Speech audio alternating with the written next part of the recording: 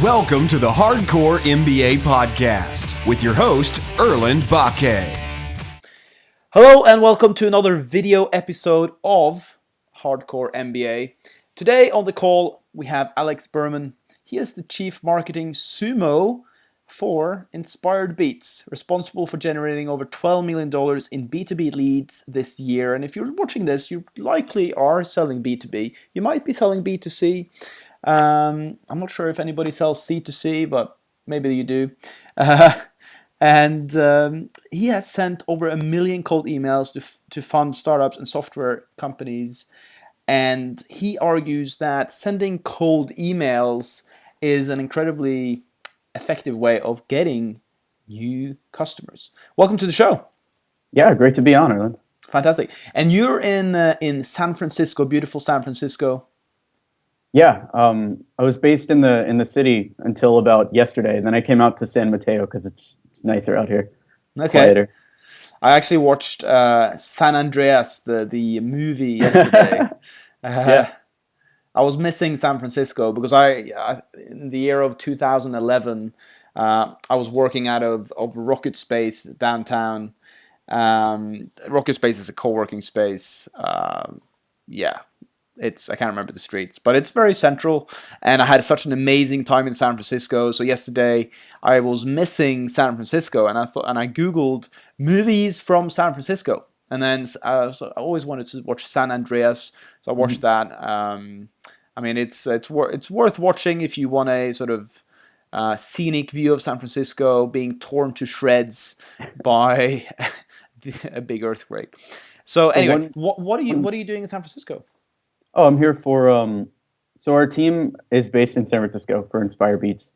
But me and a bunch of the team have been traveling around I've been traveling around for the last 6 months, going to conferences and speaking and going and attending. And then we're basically here until the beginning of December. Then we're going off to London and probably won't be back on the ground in San Francisco for another year.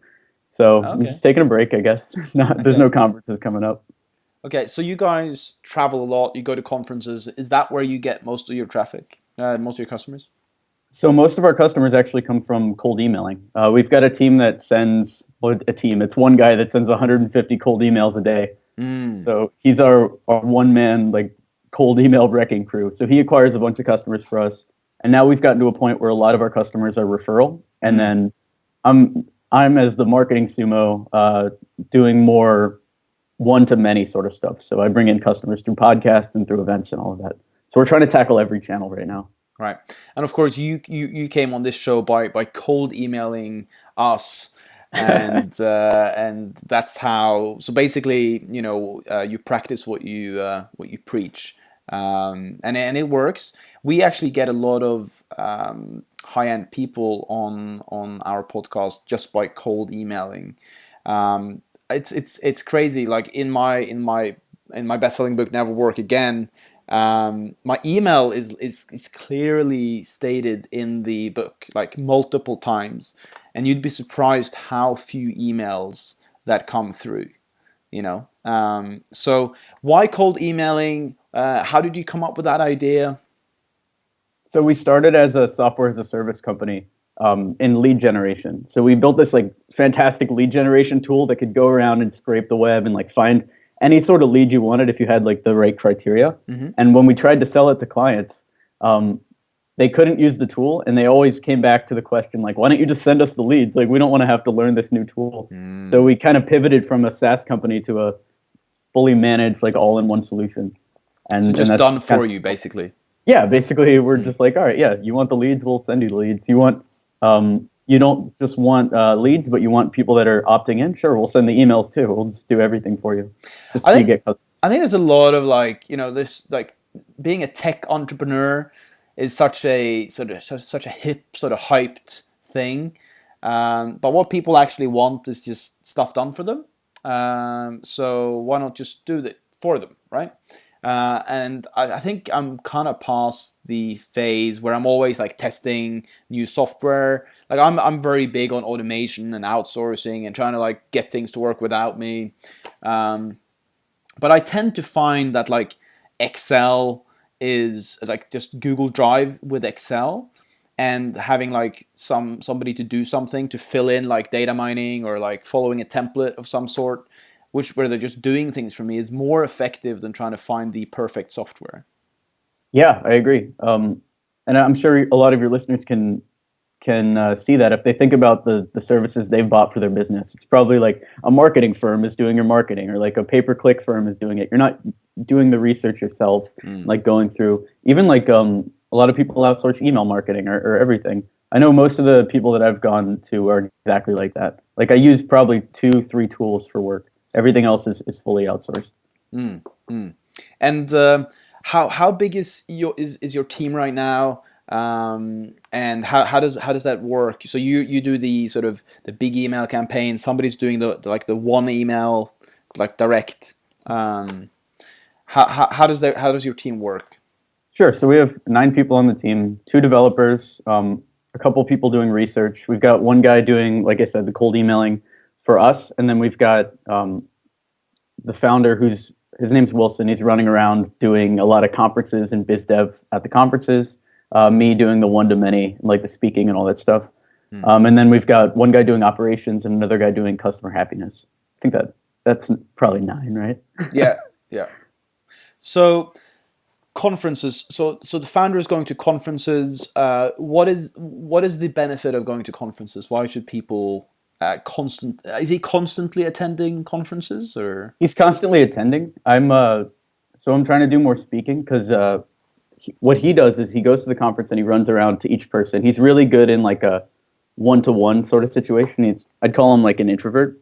So he's not, too into like speaking to a group of people. But if you can get someone in the corner, like away from the group, he'll be able to sell them on the product. So that's usually what he does at the conferences. He'll stand there and he'll find someone that looks interesting, go up and just biz dev them. But what's really worked for us recently is actually, since we sell to salespeople, everybody at conferences that has a booth is usually in sales for that company. So what we've found works really well. Me and him were just in Seattle, and we went from booth to booth at Seattle Interactive, just selling each one of the salespeople. And we got, almost every single one turned into a lead for us. The thing is, have you heard of the DISC profile system? You're going to have to recap. So DISC is a personality profile. It's a way of figuring out what kind of personality you're dominant in. And one of those are influencers. And influencers are typically salespeople. And salespeople, they like sales, but they also like to be sold to. So they're a perfect person to approach to actually generate sales. But they are flaky, so they might forget about you after you've talked to them. Yeah, maybe. So that's why we use a pretty good follow-up system, which I can outline if you want. We try to hit 5 points. Yes. And usually if you're doing cold outreach, this is a good model to follow too. So you hit your email number 1, which is, so you hit your email number 1, which is... Is that your alarm to get up? That was my alarm to, no, so I have a standard recurring alarms every morning to just like start working on different projects. Okay, cool. That was the last one for this morning. So hopefully... What does that say? What is... It says work, which is... work. Yeah, it's what the orcs used to say in World of Warcraft, like when they're walking around. Like work. Okay. I put in lots of weird things in my calendar. Like I have like tomorrow morning I have 15 minutes of thinking time. Yeah. Which means I just sit in the chair, I close my eyes and I just think. Which is different than work because work is like emailing or something like that. Anyway, so after the conference, how do you kind of follow up? What's the process for that?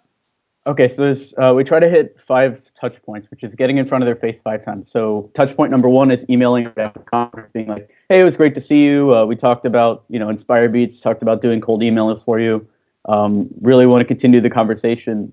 Are there any other questions you had?" Just some kind of call to action at the end. A few days later, if they don't respond to that, hit them back and be like, "Hey, hope this didn't get buried. You still want to talk?" Something like that. And then other touch points that people don't use very often, social media. So what we try to do is add them immediately on LinkedIn, so we pop up. And that way we also get access to their messages, so we can LinkedIn message them also. A few days later, if they haven't responded still, we can follow them on Twitter. because people a lot of the times they'll check their Twitter followers or they'll check their Twitter mentions more often than they will any other channel. We found. So if you mention somebody on Twitter, even if they're a huge influencer, they're more likely to see that. So that's another touch point. Sometimes if we have their phone number and they still haven't responded after about 2 weeks, we'll just give them a call and see what's up. So we try to hit about 5 touch points because a lot of times people are busy, especially with cold outreach. You said salespeople like to be sold to. Sometimes they just want to see the whole process before they buy.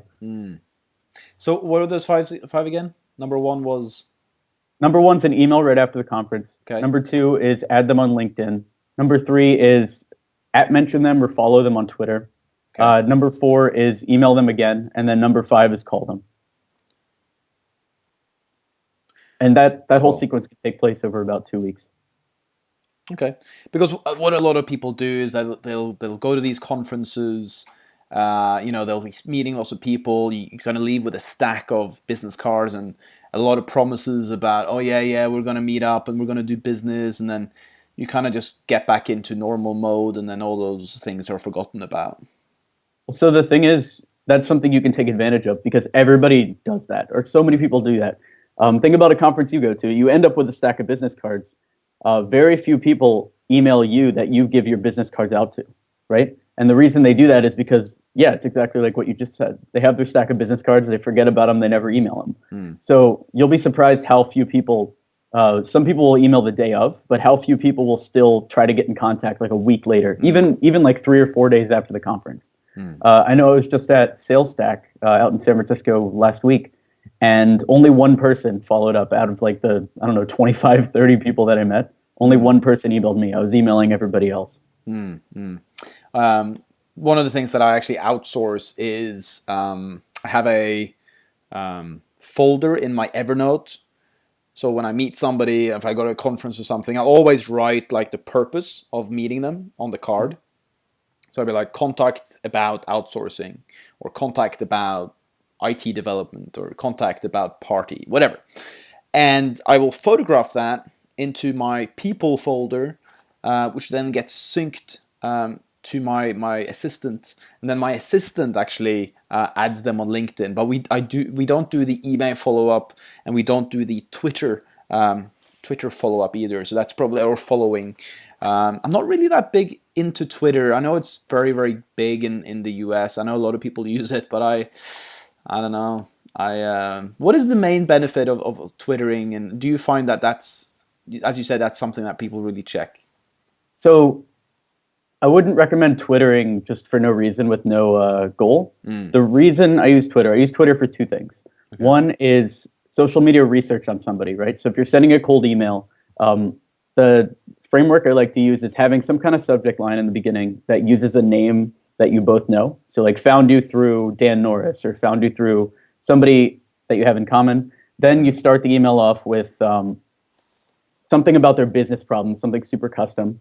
Yeah. Like, hey, I noticed you were looking for new CTOs on AngelList.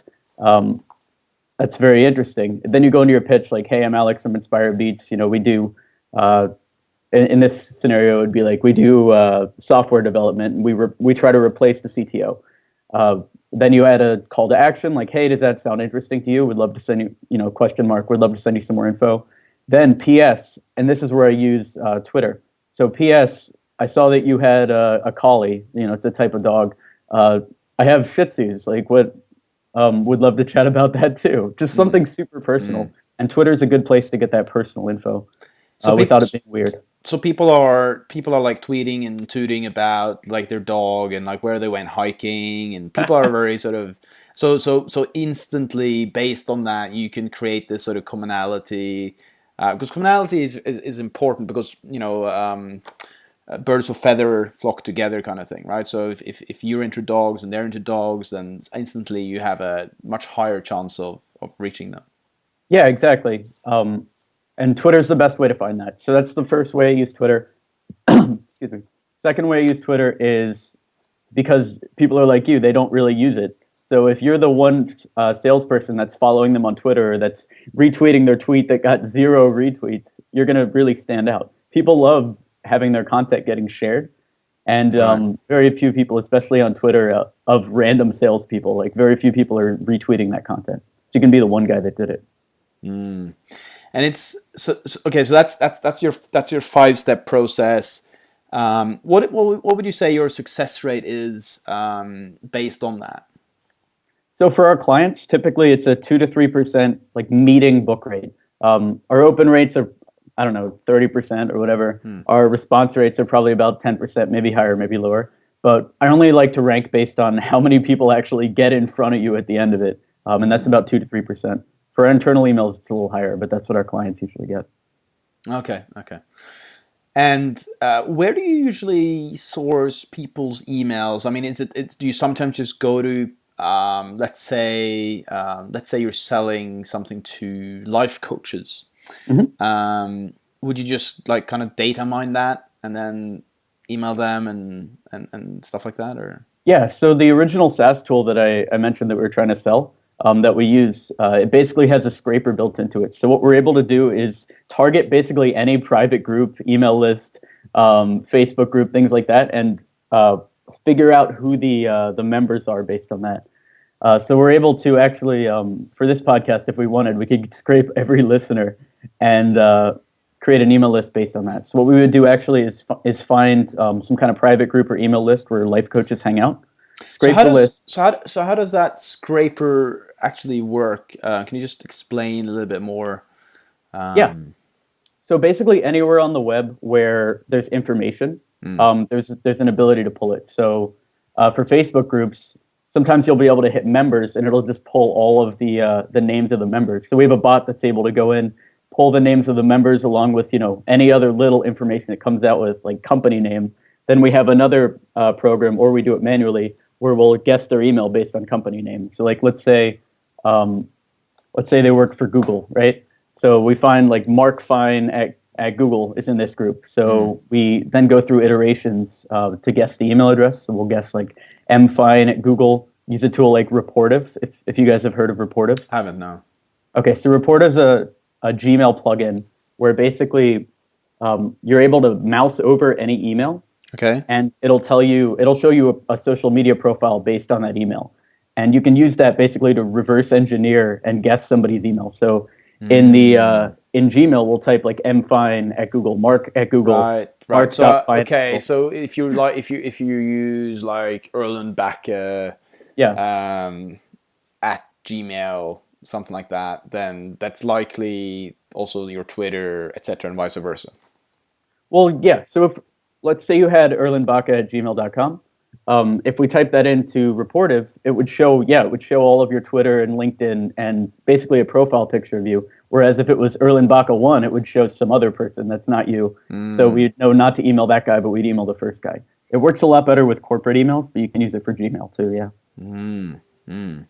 So this tool that you've developed, is that something? What are the chances of Facebook kind of going, oh, no, we're going to ban this kind of bot? How's that work? So I don't actually know what the chances are. They haven't banned us yet. Lots of software, they try to ban bots, like especially LinkedIn. If you try to scrape them and you scrape them too hard, they'll ban you. So there's other things you have to look out for, like not scraping too often or using different proxies or other things like that. But that's why our company does all that messy work, so you guys don't have to get in trouble with it. I'm just thinking, you guys are doing all this digital stuff. A lot of people are now just like, oh, it's all digital now. What about direct mail, like old school letters? Is that something you guys also do, or? So we don't do that. And it's only because we've tried it. We've tried basically every channel for our own business. And we found so much luck with cold emailing that we found it's not really worth trying anything else. We even tried for a while cold calling directly, which was like making a list of 1,000 people and having our guy just cold call every single one of them. And we've actually found that having people opt in via email first is better and leads to a higher response rate and less of a psychological toll than cold calling, and way lower cost than doing direct mail. What do you mean by opt-in? So do they actually click a button in the email and opt in, or does it mean just they reply? No, yeah, they reply and they're like, yeah, I want to use your service. We have a bunch of leads, or we have a bunch of customers or we want new customers. Yeah, we're interested. Basically, a response that says yes, we're interested is an opt-in. So your ideal case study. So if you were to talk about an ideal case study here, what would that be? So we have two different groups of users. For the outbound, which is us sending the emails, our ideal group would be a smaller company. Maybe you have 4 people on your team, 4 to 8 people on your team, and the founder is mainly the person doing all the sales, or you have one VP of sales. And basically how we fit into that is we send all the cold emails, do all the research. So the VP of sales or the founder really only has to look at their calendar and see a bunch of people that are interested in meeting. So that's where we fit in there. The other type of customer that we're really good at is somebody who's a larger company. Maybe they're 10 people and they have a sales team, right, that are used to just pounding the phone and sending the emails. And all they basically need is a list of names that are super highly qualified. So that's where our lead program comes in. We just send them like thousands or hundreds of people that want their product. And they can just hit the phones themselves. So I've got a real sort of scenario for you here. So basically, one of my companies is a image editing company, a 3D modeling company, but our ideal customers are actually real estate photographers. So we edit their images. So what we're doing right now is that we're going on LinkedIn and we're messaging people, messaging photographers, and then inviting them for a triple your income for photographers free webinar, which we run once a month. If I was to come to you guys and say, "Oh, how can you help me get more people on that webinar?" Is that something you guys would do? And if yes, what kind of process would you do? Yeah, we can do that. What we would do first is not use LinkedIn Messenger. We've had very little luck messaging on LinkedIn, but what we could do is use that same process to scrape a bunch of real estate photographers, find their email addresses, and then we would reach out via email with basically a link to the webinar. Some of our clients, a lot of our clients try to get people on the phone because they're in larger sales cycles, but other clients use us to do free trials for their SaaS apps. So it would be a similar process. Yeah, we'd send them the webinar, be like, "Hey, if you're interested, I can send you a link to the webinar." They would reply yes, then we send them the link. We try to do the 2-touch method, which is first you ask them if they want the link, and then number 2 is you send them the link, so that you get like that double opt-in, which makes them more likely to show up. Right. And how would we get started on that? So let's say, okay, this sounds like something that I want to try. What's the process for that? So it's really easy, actually. So you would just go to InspireBeats, pick outbound, basically hit get started, and we would send you a form. It's like 5 or 6 questions, basically just asking who you want to go after. You fill it out, and within 2 weeks, outreach is starting. We'll send you the list, you approve it after 2 weeks, and then we basically just start emailing. Typically, clients see appointments within the first month. So okay, and you'll get signups in the first month. And what is the sort of pricing range? Do you pay per lead, or do you pay? What's the payment scheme on this? Yeah, so for leads only, there's a whole bunch of different products. They start at, I believe, $349 is our lowest now. We've been messing with the pricing a lot recently, but $349 is for 110 leads. But that's leads only. For outreach, we start at 200 leads a month. It's $799 for those, and usually 2 to 3% turn into calendar invites on your calendar. So between 4 and 6 of those are going to be calendar invites. And then the packages just go up from there. We have some clients that are using us for 10,000 leads a month. Oh, okay, cool. So you pay, so $349 is your entry at 110 leads, am I right? Yes. All the info is on inspirebeats.com if these prices sound really weird. No. Sounds pretty straightforward to me. Cool. So it sounds to me like you're using your unique software, plus you're using like a manual follow-up method to really create an impact. Am I right? Yeah. So all the emails we send are 100% manual. We use the framework that I talked about, but all the emails that we're actually writing are manual and customized to each person, because if they're not, you'll run into issues with getting hit by spam. you can run into issues with people just not opening your emails because they're very roboted or just not responding, lower response rates. So we found what works best is writing each email custom, and that's really where the people come in, because you can't have a robot do a custom email. That would just be a robot email. It's interesting, with all this technology, we have a few thousand people on our email list, and when we kind of send that, we kind of forget. Sometimes I kind of forget that these are all unique individuals with unique lives, with with all different dreams and desires, and when you sort of just pump out an email which is generic, it's never going to be as effective as like a direct email specifically to that person. We actually in MrOutsource.com, we've had a few hundred entrepreneurs that have used our services, and basically we custom emailed every single person. So we went into their history and looked at their company, and we said, hey Mike, how is the dog kennel going? We probably should have done what you did with Twitter and gone on, I see you've been hiking in the mountains on Twitter, really cool, hope that was fun. By the way, check out this new North Face Gore-Tex thing that I've been using, etc., etc. But my point is that we got so much response from that, and also people were saying like, wow, so few companies do this. They just people buy from you and then you forget about them instead of like re-engaging with them. I mean, this is a little bit different what you guys do, but my point is that these personalized emails, they're just different. They're more effective, and it's like you get these letters from your bank, right? And then like it's signed by the CEO of like a 50,000 person company. It's like, no, it's not a personal letter. It's printed. It's fake, which actually makes it a little bit worse, because it makes it like, first you go, oh, but the CEO sent me a letter, and you go like, oh no, that's just printed. That's mass produced.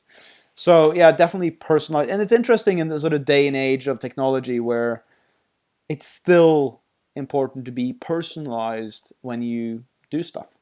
Well, it's more important, actually. I mean, if you didn't think personalization was key, we wouldn't be on video right now, right? We could just be typing this email or this interview into a blog post.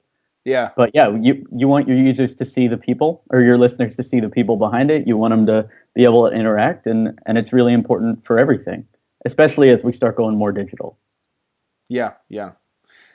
So what you're saying is like the more digital things become, the more need for, because as humans, we're still humans, right? So we still need these like tight personal relationships and be seen and heard and all these things. Exactly, and it doesn't take that much time once you get good at it. Our guy that's sending 150 cold emails a day, he takes about 2 minutes of research per email, right? It takes about 1 minute to see whether the website's a good fit for us, and then another minute to find the something personal to hit him with at the end of the email. So when you're first starting, maybe it takes 20 minutes per email, but you can really hone that down with practice. And how many personal touch points do you have? Like 2 or 3, or? So usually I just do the PS. So PS and then something personal. Personal touch points, you mean in the email sequence? Yeah.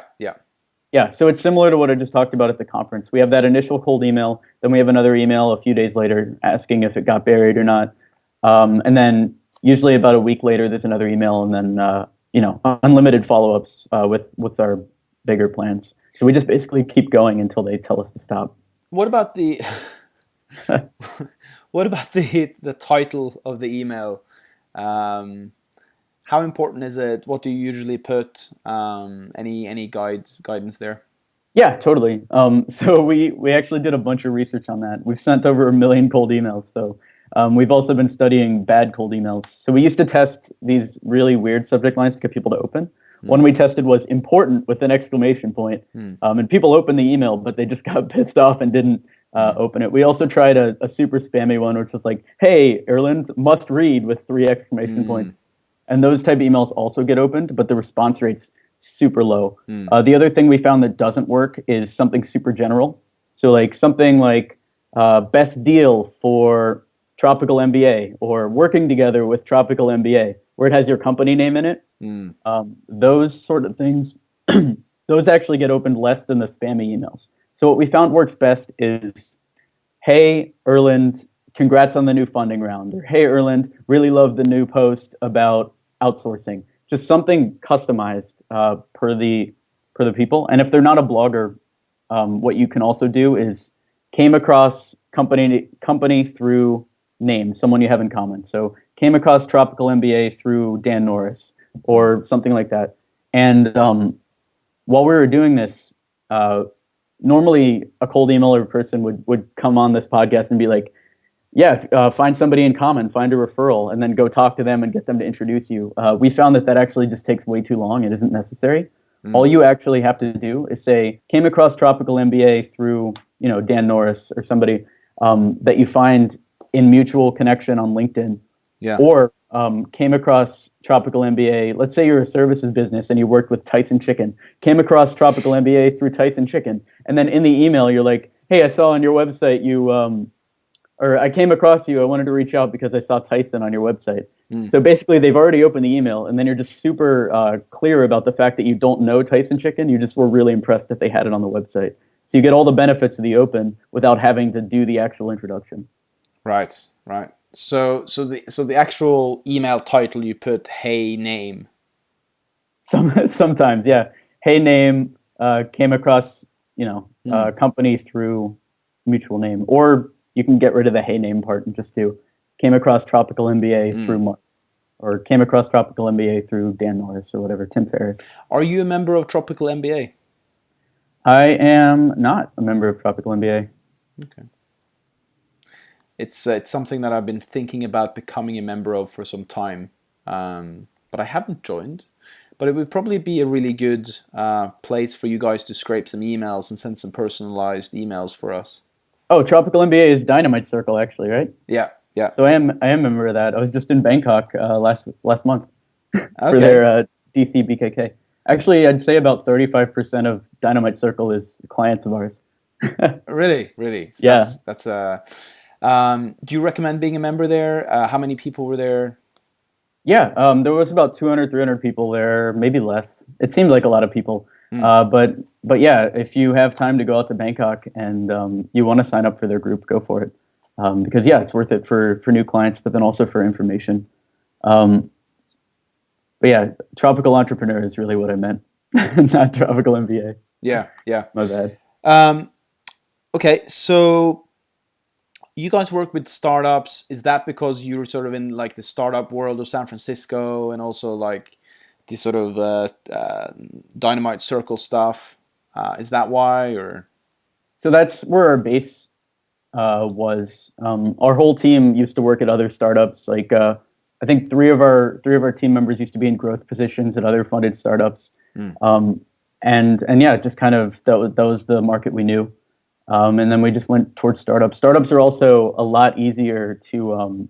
They're a lot more open to different techniques. So a lot of the enterprise companies that we go after, the first question they ask is, "Can I approve every email before it goes out?" Which, when you're sending 150 cold emails, you don't want approval on each email. You really just want the meeting on the calendar. So, why do enterprise size clients? My assistants? I have two. They both have access to my email. They email for me. They do a lot of stuff on my email in my name without me knowing it. And a lot of people find that weird, but like I've trained that because about 80-90% of all that content that goes out is pretty much the same every time. And for me, it's more important to get it done than for it to be perfect. Right? I have this thing like done is better than perfect when it comes to a lot of things. Not when it comes to contracts and legal work, then perfect is perfect, right? But with other like sales and marketing, it's really about being out there and getting out there. And if everything I'm going to do is going to have to be perfect, then the lighting in this room could probably be more perfect. But we're doing it, because I'm in Oslo. My studio's in London. So yeah. I was listening to an interview, I think it was on Nerdist, another podcast with Zach Galifianakis, the comedian, and he was saying the same thing. He's like, yeah, it's better to just record a sketch and throw it up there, because like some person will spend like 20 hours on their comedy sketch, and then it'll be the exact same quality as the thing that Zach came up with in like 30 minutes, maybe a little higher quality. So yeah, done is definitely way better than perfect. I think to go back to your question, enterprise companies care a lot about perfect because I think they have different goals than startups. Like a startup's goal is to make money and grow the company, whereas like some random like VP of sales in an enterprise, his goal is usually just to not lose his job. So he doesn't really want to test the waters too much. I reckon an entrepreneur in that, like the owner of that business, would have a very different perspective. Yeah, totally. And that's why it's always better to go top down if you can. Like rather than going to the VP of sales, if you can find the CEO or the founder, like if the company's under, we found if the company's under 50 people, the founders still basically control everything. Whereas like after 50, 60 people, you have too much hierarchy to go through. So you have to actually go to the VP. But yeah, the founders at the huge companies, they'll sign deals on the spot. They don't care. They just want it to work. So what are some other ways of getting people to this webinar using the photography webinar that I was talking about? What are some other ways of getting people on that webinar? Yeah, so other ways, what we could do is, do you use pay-per-click ads at all? Very little. Okay. But what we could do is if you did do that, or if you decide to do that, is you can take all the leads that we generate, since they are in your target market, you can add them as a custom audience on Facebook and just hit those leads, or custom audience on Instagram, because you know they're already photographers. You have a list of them, and you can just basically retarget them like that. Right. So after you've done your scraping, you then add them to. Okay. So you cross check that with Facebook, and then you pump out the ads to them.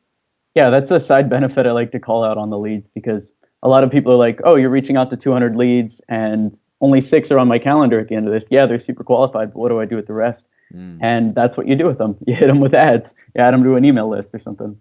So how do you?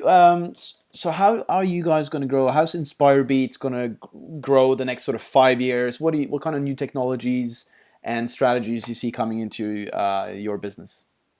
So I don't think email's going away. I think we can continue to grow basically just doing cold emails. The thing that I'm doing mostly is wider marketing. So I think getting our name out there is going to be really important. We've kind of hit a point where more cold emails will maybe grow us by like 1 or 2%, but we're trying to hit like a 10% growth rate. If you've ever read an article by Paul Graham, I think it's Paul Graham from Y Combinator, he's like, go after 10% growth rate. Like if you can get 10% growth every month, you'll be a unicorn. And we've basically gotten to the point where we can send out 150 cold emails a day and still not hit that 10% growth. So wider strategies is basically the future of us. More paid events, maybe a conference, private Facebook groups, podcasts like this. Like basically, we've hit a point where now we have to start doing brand building stuff, which is pretty exciting. Cool. So what's going on in San Francisco right now? How's it changed? Any exciting things happening there? So right now, there's a growth hacker conference going on, which I just found out about today, but the tickets stopped going on sale yesterday. So I'm out in San Mateo. But growth hacker conference is going on. There's probably a conference a week, I'd say, or more going on. Last week was Sales Stack. The week before, there was something else going on. So it's definitely good for in-person, although I feel like being in San Francisco, it's not necessary for a company to grow. You can grow mostly over email now. Fantastic, guys. So Alex here from InspireBeats, rocking on and telling us all about how to use cold email. So if we want more information about you guys, where do we go? So it's inspirebeats.com, and you can see all the info on our packages and everything. If you have any questions or anything, you can just send me an email, alex@inspirebeats.com. Fantastic. Guys, thank you for watching. If you enjoyed this video, please press either like or hate below, or go to iTunes and write us a review. It actually helps us reach more people and create more engagement, helping more entrepreneurs get to that $1 million mark. Thank you, Alex. Thanks, Erlend. This podcast is brought to you by MrOutsource.com. Outsourcing to the Philippines done for you. Mr. Outsource is a recruitment company matching busy entrepreneurs with Filipino virtual assistants, so you can have the time to focus on what's important.